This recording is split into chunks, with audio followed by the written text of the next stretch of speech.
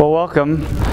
I'm sorry for the technical difficulties, and now I'm still dealing with technical difficulties with cords, but we'll try and, there we go, we'll try and deal with that.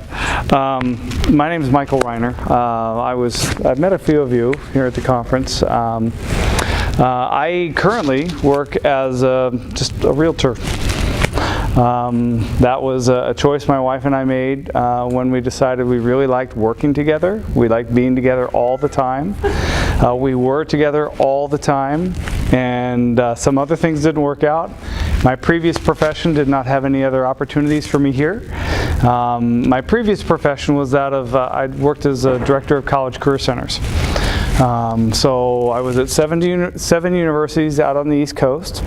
Prior to moving here, I worked at Southern Virginia University, which, if you know anything about Southern Virginia, they hired me because they were looking for somebody who was LDS, who had directed and worked in small private liberal arts colleges, and I probably was the only person in the United States who had done that, because there aren't a lot of small private liberal arts colleges that are LDS. So I had worked at Susquehanna University, at Lycoming College, both in Pennsylvania.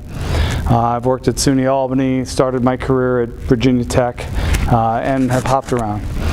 And my passion when it comes to professional work, I love to make a difference in people's lives. That's fundamental what it's all about for me. I love to serve, but in career services, I spend a lot of time helping people figure out how to make decisions. They're spending thousands of dollars. At Bucknell, they were spending $47,000 a year on an education, and that's traditional liberal arts education, but they had a school of engineering and stuff. $47,000 a year, and I would ask these students and say, well, why are you here? Oh, I think the campus is beautiful. Oh, okay, great. So that's kind of like driving by a house, seeing how pretty it is, and then say, sure, I'll buy that. Okay. And then the other common answer was, and we've heard this at every school I've ever been at, and I've done thousands of these sessions, usually with a lot more people, but that's okay. That's okay. Lots and lots of conversations where I've said, well, why did you go to, for instance, Penn State? Well, I grew up blue and white. Oh, awesome. Yes. Yeah, and that's okay. The people going to Nebraska, they're doing the same thing. They're going to TCU, they're going to USC, they're going to wherever, because that's what they grew up rooting for. So I said, all right, so you grew up bleeding that. Do you play ball? Oh, no. So you chose to spend this much money on an education for 7 home games. That's what you chose this for? And when you start putting it in context, kids started to realize that, oh, this isn't probably the smartest decision I've ever made in my life. I've never said it's a bad decision, but we're trying to teach people to own their choices. And it was so frustrating in college career services to meet with people who just were not owning their choice, and when they finally decided to own it, it's their last semester of their senior year. Or they're in a position where their options are very limited because they've made choices sort of just as they needed to along the way. So over the course of time, I spent a fair amount of thinking and counseling, thinking about what's the fundamental problem here. Well, fundamental problem is the challenge we all face, and that's choice, figuring out how to choose. Is everybody in here LDS? Or no? Yes? Yes. Okay, just making sure. So I can speak a little LDS language. I don't want to confuse people.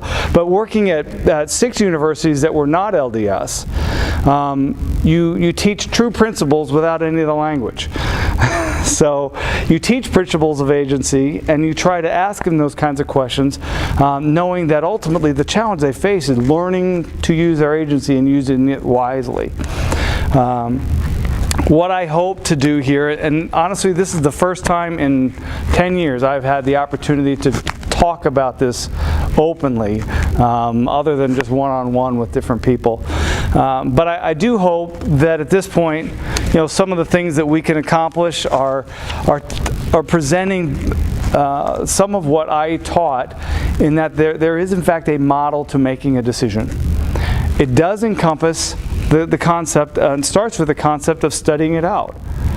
But how do you study it out? People say, well, study it out. Well, what's the answer to that? If somebody tells you to study it out, what's your answer? Go to God. What's that? Go to God. Right, go to God. Okay. Well, I have to think about it. I have to read about it. I have to look into the subject and determine whether or not it has what I'm looking for. Right. You should ask the guy from Williamsburg. I put him on the rock. Right. It's doing what you've talked about there. It's reading about it. It's investing some time into it. And those are all the steps that we're going to talk about. I do have some, if you're a note taker, great, take some notes. I do have these notes. And then on my notes page, you'll see a fair amount of information here as well.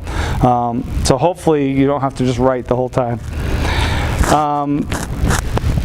What prompted you, before we go any further, what prompted you to come here? I mean, nobody other than, my friends back there, nobody really knows who I am. That's why I came. I have no clue who you are, but the subject matter seemed interesting. Okay. And the rest, I already was there, or it was subject. I'm too old for that. Okay. Okay. Well, I appreciate that. Thank you. Anybody else? Yeah, well, I'm like 56, and my daughter's going to go back to school next year, and I'm like, I have no idea what I want to do. Right. I don't know what direction my life's supposed to take. We had 5 kids in 7 years, and he stayed busy with them. 14.5 years later, she came.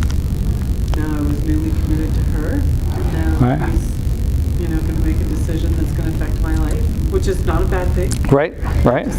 Where does that leave me? I don't know how to even make a decision. Right. It's a tough one. It is. It is, and thank you for sharing that, because that is exactly what we're talking about here. You don't even know what you want anymore by the time you've raised all these kids, and you're like, your investment was them, not you, right? Right. So. And people say, well, you know what, you could do anything. Oh, that's helpful. Okay, so you're just letting me choose from the entire world of work. Awesome. Great. I can really narrow that down. We in real estate, we've had clients they'll see 2 houses and pick between those. I mean, they don't want to see any more than is absolutely necessary, because it's an overwhelming decision. And I'd love to see 100. Yeah, that's kind of why we like it. We do get to see a lot. So I do think we're going to address all those things, and thank you for sharing. Some of the reflection questions, and these are things that I want you to think about as we go through this. How do you typically make a decision? And you've shared some of that with you, but keep that in the back of your mind as we talk about this decision-making process. Everybody has a particular style, but if there's something here that can help refine how you make decisions, that would be important. Another question is, how do you instruct others to make decisions? I'm 49, soon to turn 50. We have 8 kids. We have taught a lot of things about decisions. As we instructed earlier, sometimes it's decisions as to how to deal with stuff that happens to us that we have no control over. So our only choice is how are we going to react. But how do we teach that, and what have we done? And how does your own process or the process you teach vary depending on the importance of the decision? What bike to buy? Okay. What pair of shoes to buy? Whatever. Okay. How wrong are you going to go? Do you need to really get down on your knees and pray about this pair of Nikes or this pair of Adidas? I mean, that doesn't really matter. But who to marry, where to go to school, what house to buy in some cases really can be a very spiritual process, because the Lord may want you someplace. And if you involve Him in the process, He gets pretty excited about that. We as parents get pretty excited when our kids let us be a part of their decision. They don't always listen, but that's okay, because they'll hear something that's important.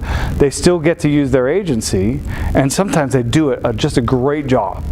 And what we thought they might, should do, they They proved us wrong. They did something that was even better, you know, because we're human. He knows a little bit more about us, gives a little bit better advice, but he tends to be a little bit more subtle about how he does it. So we're going to go through some of that, but I want you to hang on to that as a concept. We're making decisions all the time. You know, at various points in our life, every year, children are making decisions. What kind of decisions do children make? All kinds of decisions. They decide what dress they're wearing. Okay, probably not. What their pants are going to wear. Well, maybe not. Yeah. And so, that's what they do. Yeah, some parents don't allow them to do that. We've seen many parents who lay everything out for them, and the kids, this is what you're going to wear today. And for some kids, there aren't that many decisions, but they're not deciding on cars. They're deciding on kind of simple things. They're practicing. As we move into pre-adolescence and other areas, with the kids, it's a right and a wrong. We'll get to it in the slide, but we know that we all grew up with the song "Choose the Right." There's a choice to be made. Choose the right. It's a right or a wrong.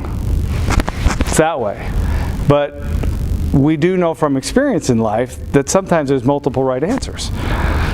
So we start teaching them at the very beginning, there's a right and there's a wrong. And so they're trying to figure out, well, which is the wrong decision?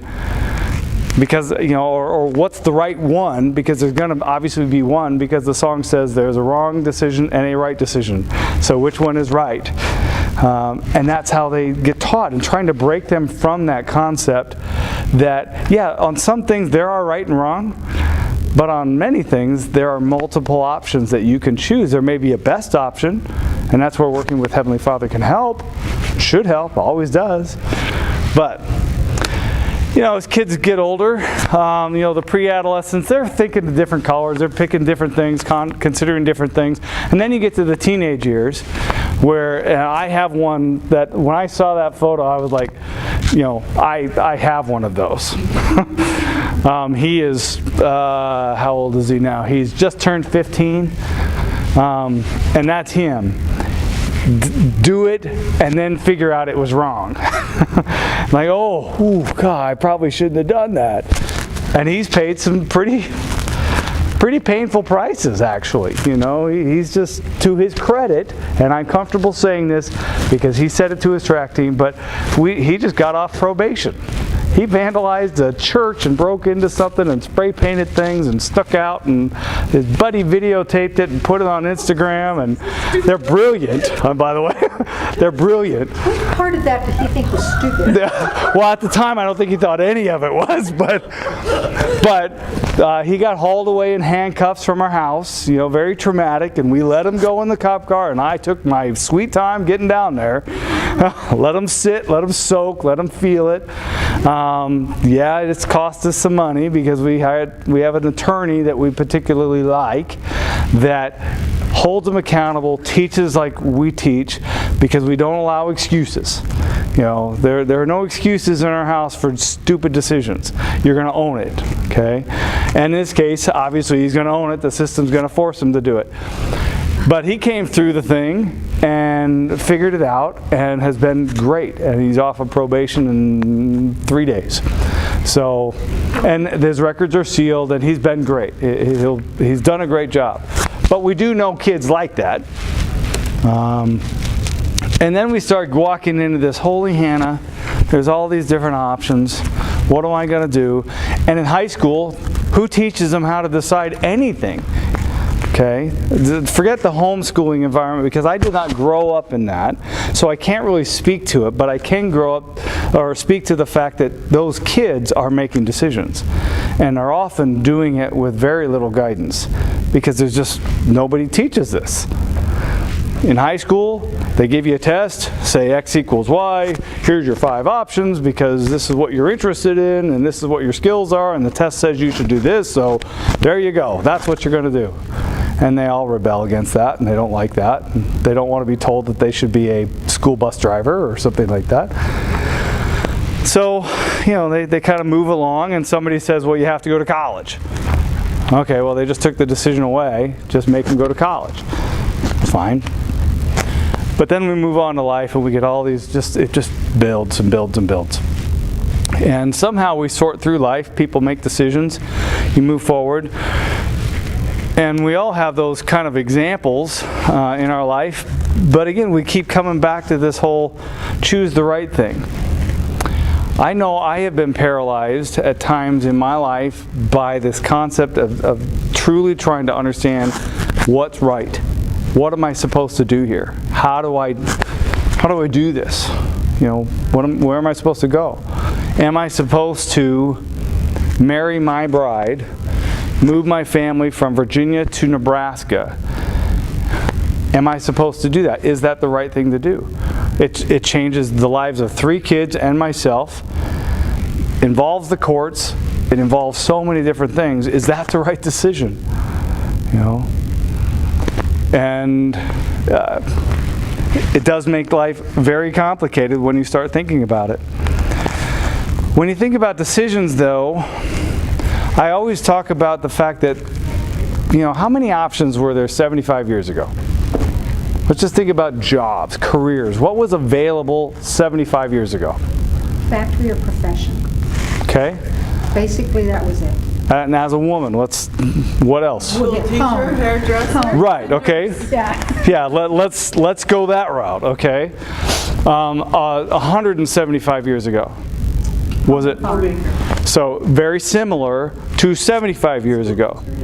Maybe a few differences. Rosie the Riveter was around. We know people were going to work during the the war and so forth. But from the dawn of time, from the birth of Christ, all the way to to about 75 years ago, how many options did women have? Mostly we were homemakers. Very few, right?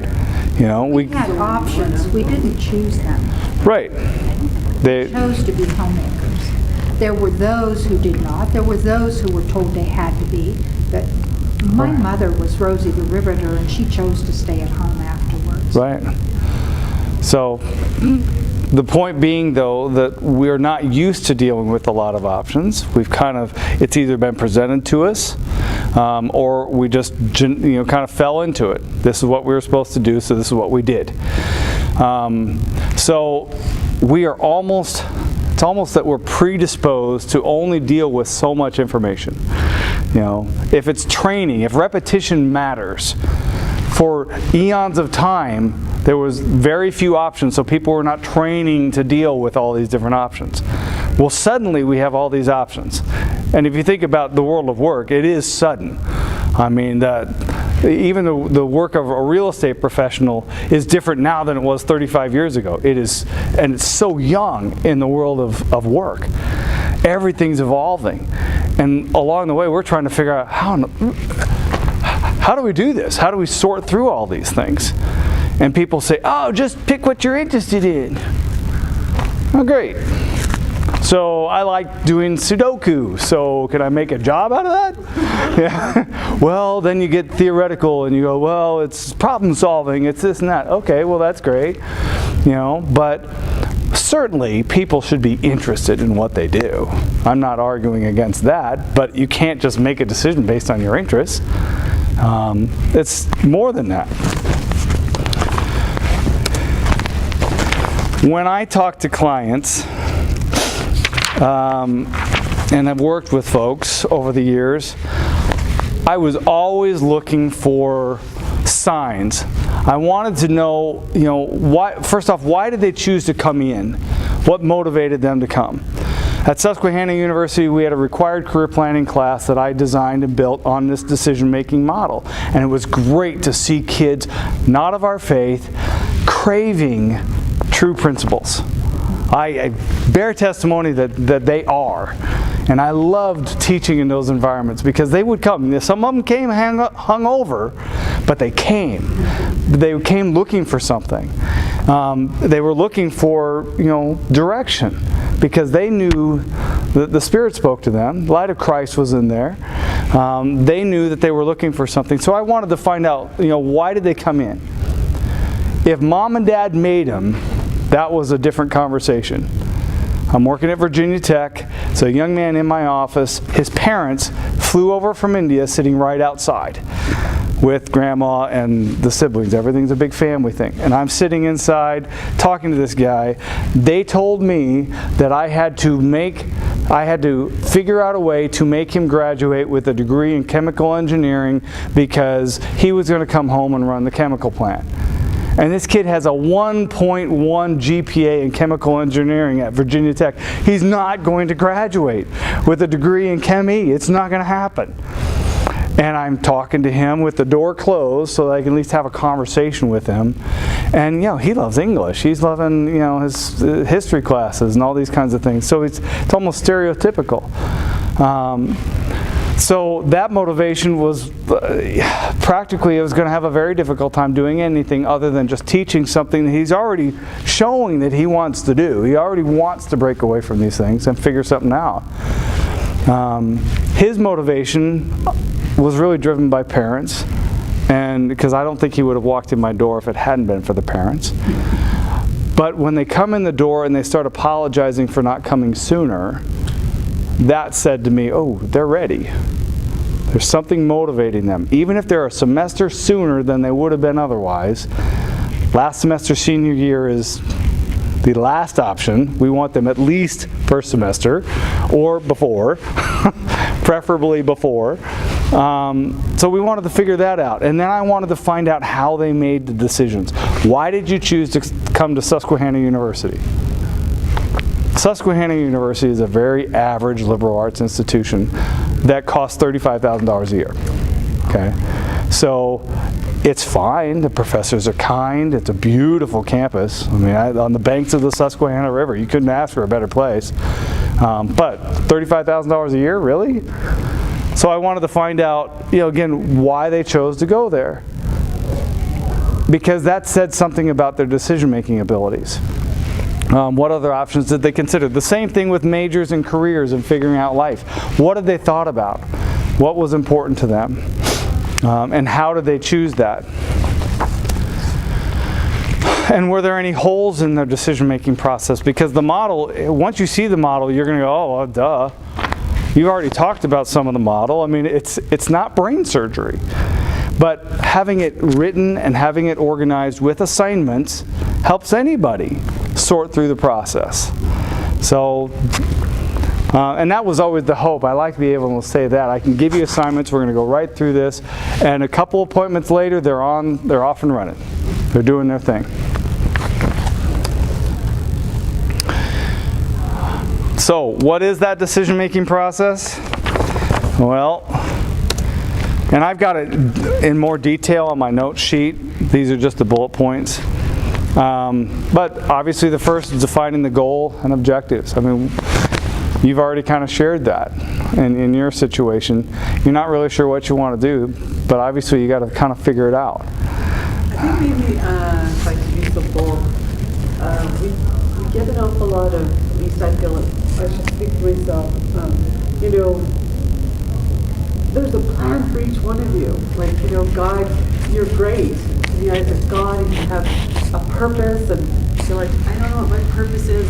And I think maybe as women, or I should again speak for myself as women, and I'm saying maybe I just need to be satisfied that being a mother and a grandmother is my purpose. I don't know, because you're kind of searching for something new because you put all this time, energy, and effort into these kids. So then what's my purpose now? You guys are all gone and grown and having children and stuff, so Right. I think that's a really hard one. I don't know if it's just Latter-day Saint women or if it's just me, but Yeah, find somebody 71 Our years mom old and ask them how our to mom do it. graduated with a master's degree at 60. Yeah. wow.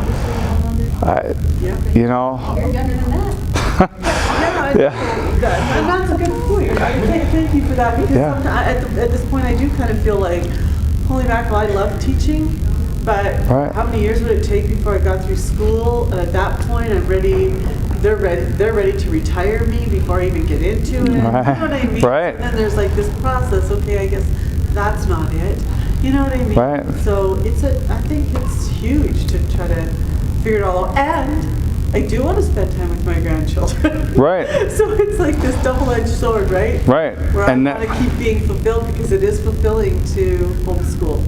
It's Right. huge, isn't it? I think so. I think Yeah. It's fulfilling to teach Right. and to know that you're making a difference in a child's life and then to not have that anymore. Well, this process, in combination with all that we know about patriarchal blessings and prayer and blessings that we can receive from the priesthood and so forth, what it does is it creates a filter. When I was working with, of course, non-members, we didn't have some of those tools. So I was still creating as many threads as I possibly could to create a filter for them, but minus the gift of the Holy Ghost, minus prayer, minus the patriarchal blessings and some of those guides that are available, it was a little bit more challenging, or could be more challenging. What you're going to find as we go through this, the steps are pretty straightforward, and they give you something to actually work on. Not just sit around and casually think about, but organize, work towards. And when we work towards something, we know that avenues become made known unto us, that we have promptings, we've given ourselves time. The process of studying it out allows us time, allows the Spirit time to whisper and to show us things and present us with things. But it's working through it that's really the key. And my quest, really, I kept saying you cannot cram for a career. The goal in life is to try and do as little as possible to get as much as they can. So if they wanted an A, they're trying to figure out how little can I do to get an A.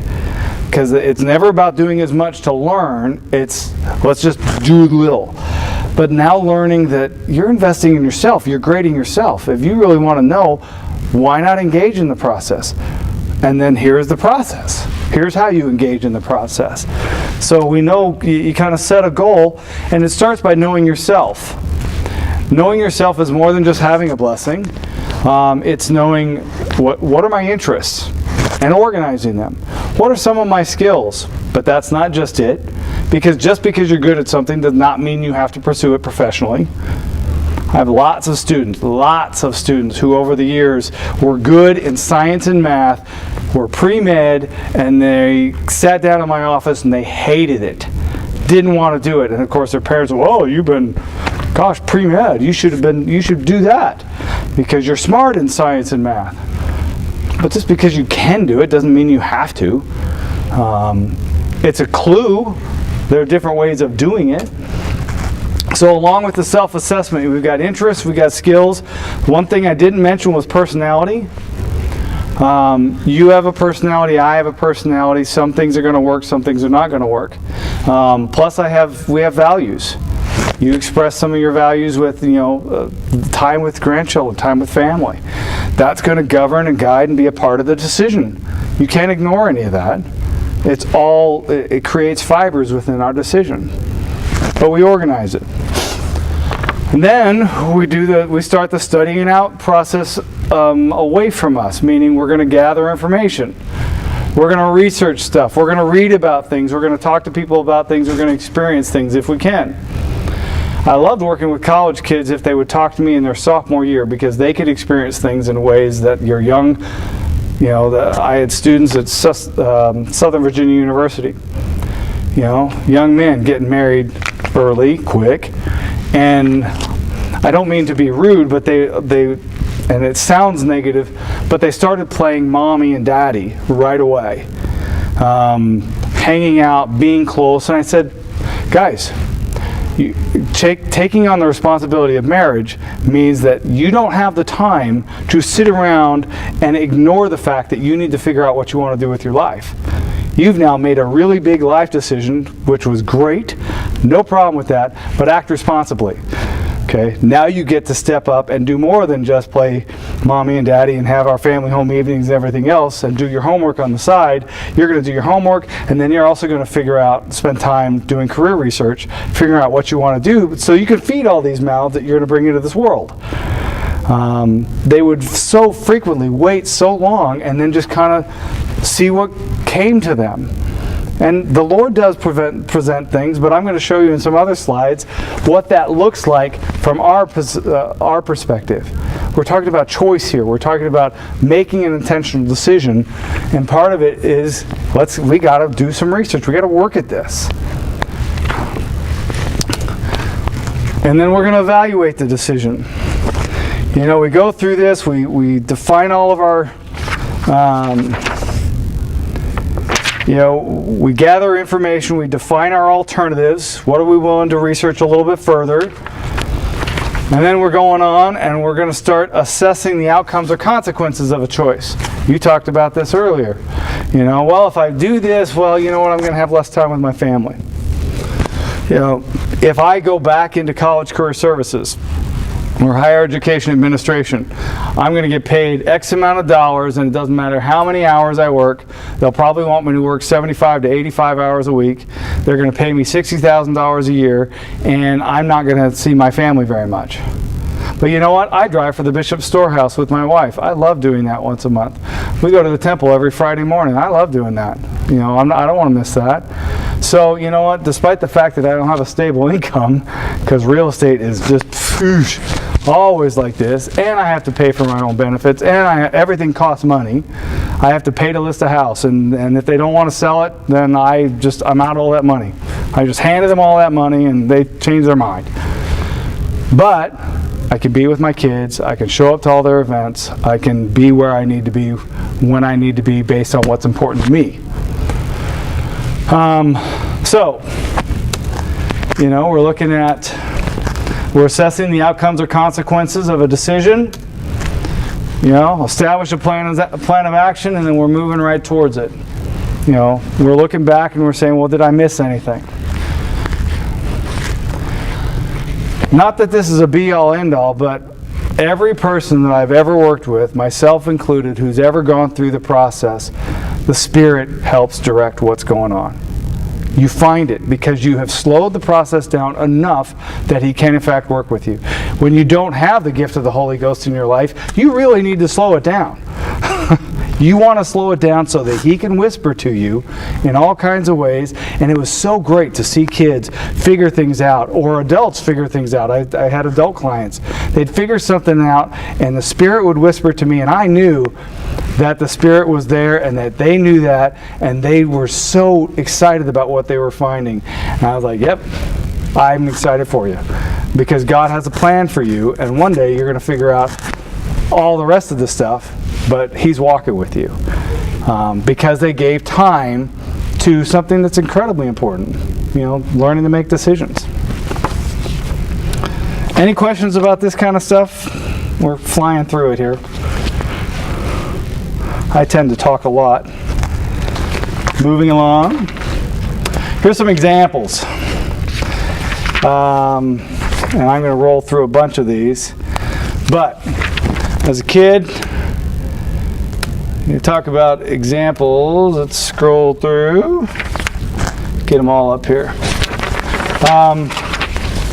I spent basically 35 years, something of my life, doing theater. I started doing children's theater here in Omaha. The Emmy Gifford Children's Theater was here, for those of you who haven't been here since 1975.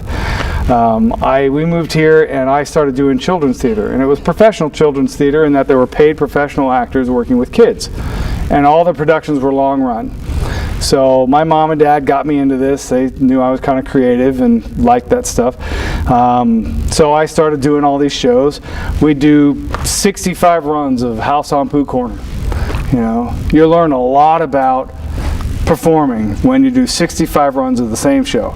You don't get the high school rah-rah first night energy and everybody's high-fiving, you know, and then you have your lull on day 2 and then you're sad about day 3 and then it's over. No, it's 65 and you got to figure out how to put on the same show every day. You know, for those people who are paying. That's different. That's very different. And I loved it. And I was a singer. I ended up going to college on a vocal scholarship. That was my first love. It was John Denver singing in my head when I landed in Laramie that I was, man, this is where I got to be. This is it. You know. So my decision, as a child actor, it was really my parents who got me into it, and I just kept going. And Wyoming was, I needed some money. That would be good. But I liked John Denver, and I liked the mountains. So, hey, why not go there? I heard John Denver in my head. It was good. While in Laramie, having heard John Denver in my head, I was presented with the opportunity to join the church. Good young men, good young women, especially one good young woman, always tends to be that way for us guys. At 19, set a very good example, showed me I didn't have to live the way I was, and it felt great, and I liked that.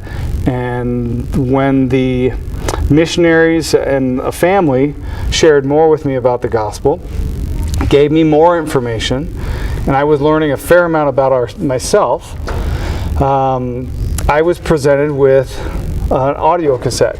I'm Our Heavenly Father's Plan audio cassette convert. So if you remember that, that in the dorm room in Laramie, Wyoming, is what I listened to. The room lit up and warmed up, and the next day, my director had gotten me to sing in the state choir, which gets you in church. And I went to church, and I asked to meet with the missionaries, and 2.5 weeks later, I joined the church. And I just celebrated 30 years this past Sunday, so never really looked back. Had bumps, but never looked back. That decision was made a little bit more thoughtfully. There was more involved in that decision, more consideration.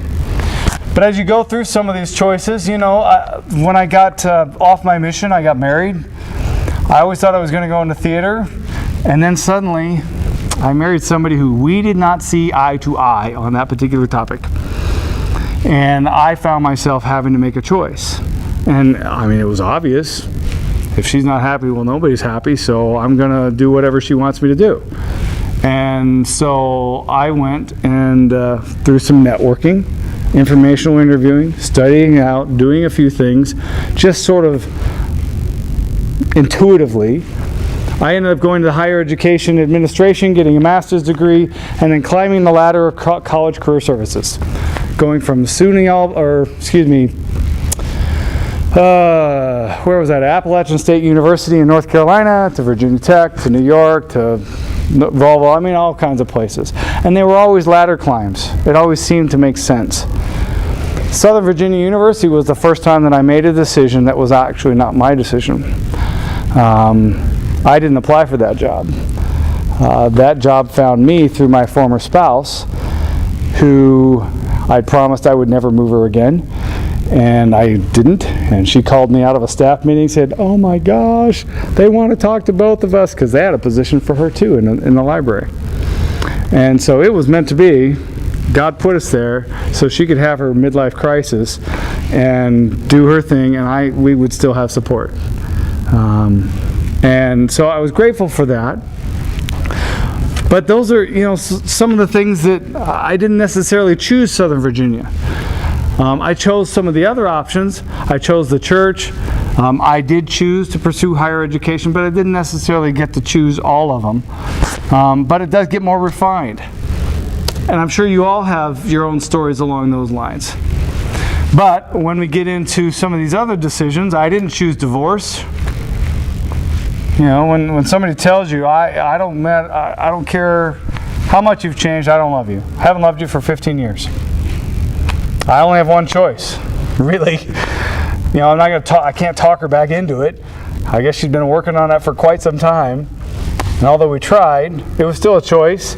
My only choice was, how was I going to deal with it? React. What's important? I did have a choice, however, about whether I was going to be able to remarry. I had a choice about whether we were going to invest in a company called Ready Minds. Ready Minds was a distance-based career counseling company, and we studied it out, and we looked at it, and we considered all those things. We did that and lost everything, amongst other things. And we prayed about it. We did all those things. And then we turned around and studied out the real estate profession, because we said, you know what, enough of investing in other people. Let's invest in ourselves. Let's see what I can do with me instead of what we can do with somebody else. And Tammy and I, given our different backgrounds, she's got a high school diploma, worked in banking. I've got a master's degree, work in higher ed. The only option we had where we could work together was real estate. So after studying it out, looking at how much we had left that we could invest in building a business, we made the choice to do that. Studied it out, looked at our skills, looked at our interests, what were our values, what was our personality like. Those all came into play for us. And in the world of work, or trying to figure out what you want to do, that's really the process. It took us about 8 months to figure that out, and it took my wife 9 tries to pass the exam. At $150 a pop, that was that was a little pricey. Took me twice, and that's fine. It's not an easy exam, but I felt bad for her. She was after 5, you're just like, just keep going. Just who cares? It's only money. Just keep going. Some of the things, though, I'm sure you've heard these kinds of questions. So aside from my own examples, these are questions that come from counseling. And it doesn't matter the age, although some of them you're going to see that are clearly college-oriented or that age-oriented. The question is, what are you going to do with that? Somebody in this room has probably asked somebody of a college age, hey, well, they say they're going to major in something. You said, well, what are you going to do with that? Well, do you have to do something with that? I mean, there is benefit in lifelong learning. We studied the history of Joseph Smith. What are you going to do with that? Learn, strengthen your testimony, whatever. What are you going to do with an English degree? What are you going to do with a journalism degree? Well, it could equal journalism, but it doesn't have to. Accounting doesn't have to equal something. We see that all the time. And it's such poor career counseling because it's trying to make something equal something.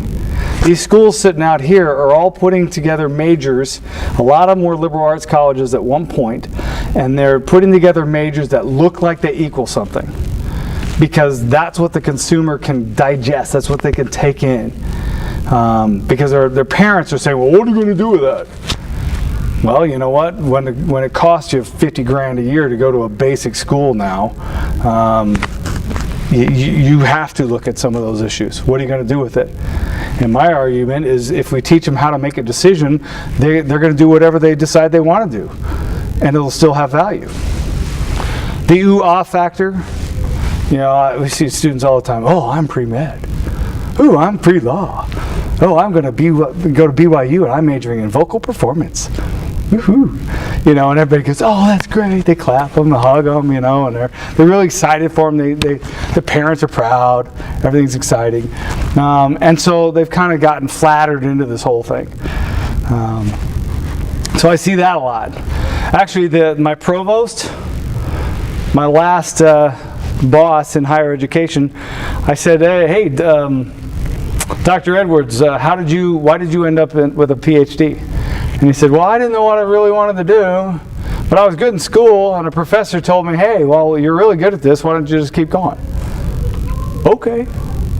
So he's got a PhD because he's good at it, and then he ends up being a provost. Well, he's kind of figured it out, what he's looking for. He's now working for Deseret News and doing some other things, but nobody climbs the ladder thinking they want to be a provost. I mean, if you know anything about that job, that is not a job you want. They deal with all the PhDs on a college campus. Every one of those egos, and he's the boss for all of them. That's, and then you have people making decisions like, I love to argue, so I'm going to law school. We've heard people say that. I love biology in high school. I would ask them, well, did you love biology or did you like your teacher? If you had a great teacher, in homeschool, if your parent is great teaching something and you are inspired, guess what? Your teacher isn't, your parent isn't teaching you in college. Actually, I find it really sad because my 13-year-old asks me regularly, what should I be when I grow up, Mom? And I'm like, well, let's just keep keep working at figuring out what your passion is, honey. Right. You've been given gifts, and we can name off some of the gifts that you've been given. But I'm like, what? In my head, I'm going, why at 13 are you worried about what you're going to do? 'Cause- Some kids know. Some kids do know. From Very few though.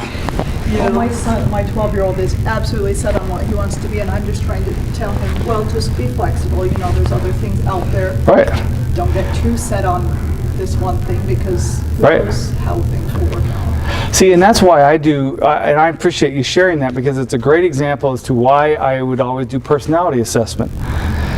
If you've ever done Myers-Briggs, on the last letter, there are J's and there's P's, okay? J's, they like closure, okay? And we see a lot of J in the language of the church. Make your plan. You got to make a plan. If you don't make a plan, you're planning to fail, you know? You got to come to closure. But I've always said, if you look at the situation of Nephi, Lehi sits the family down and says, hey, we're leaving. Where are you going? Wilderness. How are we going to be there? I don't know. Okay? And where are we going? I don't know. Just there, okay? That's not a J decision. Okay? That is this. That's the opposite. That's P. That's casual, flexible, adaptable. And Laman and Lemuel are like, okay, I still think Laman and Lemuel would have handled it better if you'd given them a map, a GPS, and said, this is how long it's going to take. Because they would have known. So, okay, this is how long I have to endure this. Okay. I can survive this. Nephi is like, hey, cool, camping. Woo! Let's go. He was the Boy Scout from the first Boy Scout. And he loved this stuff. He was very adaptable, flexible, and these people have personalities. So when you look at kids who are making decisions, or adults, if we're J, it is in our nature to want closure. And so working through a process allows us to work towards closure. And if we're a P, like I am, I like things, I tend to be fairly adaptable. I like things loose and open to change. If somebody walks into the door and presents me an opportunity, I'll seriously consider it, because I'm willing to move another direction. I'm a little bit more, I lean towards the Nephi side of life, although I'm not a big camper. But I like the spontaneity of it all. I had a student, and we see this all the time, where sometimes you're prevented from getting into a profession. She goes to Bucknell, drops a boatload of money on an undergrad and a law degree, goes to New York, she wants to work in immigration law. She's, really just a great person. And she could not pass the bar exam. Ultimately took her 5 tries. When she came to me, she had just failed her 4th. And that's no joke. That bar exam's hard. And she was working in immigration law. She was already there. And she said, I don't know if this is what I'm supposed to do. So we worked all the way through the process, and she came back and she said, no, you know what, this is what I'm supposed to do. And I know that because I've studied it out and I figured out why I'm doing this. And so come what may, I'm going to get there. And she did. She passed it the next time. But the process allowed her to reaffirm her decision that she had sort of fallen into through the ooh-ah factor, kept pursuing because she did like it from an interest standpoint, and now all the process did was reaffirm that this was something she really wanted to do. I've got the ER doctor as an example. I do like that one when we talk about personalities. Is the ER a J environment, closure, scheduled, planned, or is it a P environment? It's a P environment. I think it depends on what you're doing. Sorry. Well, It's the ER doc. Sorry. yeah, the ER doc. Yeah, absolutely. I'm looking at just doctor, but Yeah. ERs, you don't know what's coming through. Exactly. Yeah. And there was a gentleman that there were marital problems, there were all kinds of things going on. Everything had been fine through med school, through all the other rotations. And now he's in ER and everything's falling apart. And I'm watching this, it was actually on television, so I'm watching this situation, I'm like, oh my gosh, somebody needs to pull this guy aside and just say, before you blow everything up, get through your rotation so that you can get back to where you're wanting to be and plastic surgery or something, because you're going to have a schedule, you're going to be planned, you're going to have time, you're going to have all the things you need. You just have to go through this rotation. Just survive it. Don't blow up your family over this. And from a decision-making standpoint, knowing your personality, knowing that is a characteristic that's important. You need to match some of those things. Yeah, it really matters. If you're an extrovert, don't spend your time behind a computer all day long, or you'll just be exhausted. Some life skills with parenting. These are some things that we've, found out. Our kids making choices, blaming other people. We've used decision making a lot to help kids sort through that. We're telling our kids to choose their friends wisely, make a choice, and some of the impact. I've got windows I have to repair now. I won't ever buy a walkout basement ever. Not with kids, because there's a way to get out. You put them on the second story, they're not climbing out. No, you put Grandma and Grandpa in the basement and then ensure that you can't get them out. Well, there you go. Well, both of those are all passed, so if we didn't have that as an option. Talking to our kids about things like, the regret of not trying something. There is regret there. And just because you're enamored with someone doesn't mean you have to marry them. Talking about decision making. Okay, I'm sharing this mostly from an example standpoint. At Southern Virginia University, my bishop there, who also directs the college or the counseling center on campus, he took me, the very first day I interviewed with him, took me to the board where all the photographs were from all the engagements, and walked through and said, divorced, divorced, divorced, divorced, divorced, divorced, divorced. Just walking through all these divorces. His point being, talking about decision making and how important that is. To study it out, to think about it, to do what Elder Oaks said back from April of 2007, I think, 2006 conference, where he talks about the importance of family and getting to know people and thinking through it and studying it out and doing all those kinds of things. It's not necessarily a wrong decision, and there are plenty of examples of where people have done that and they're fine. But they work through it, they figure it all out. The point is, though, we want to teach people to actually make a choice and then own it. Think through it. I apologize for flying through some of this. There are great blessings in this process. And because of the audience I can bear testimony that I know that this process guides. It's very clear. It's something you can work on at home. It's something you can do in homeschool, depending on the age, because you can do. I wrote a guidebook for Southern Virginia University, and in the packet there's a little bit of information about that, and it gave you assignments and what to look for when you're researching a career. You just fill in the blanks and you find that information. What you need to know about yourself. Fill in the information. Keep it. Massage it. Next year, come back to it. Keep doing it so that you can study yourself out and study the world of work out. When you do that, the Lord works with us. We know that. I know that it works. I know that it blesses people's lives.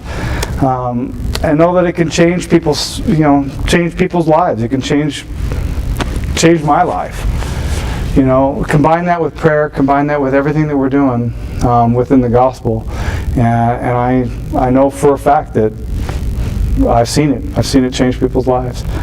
I'm personally trying to work on getting this. Kimberly got me thinking about how to write this more for homeschool, because universities don't tend to listen to this kind of stuff because they're kind of the Titanic.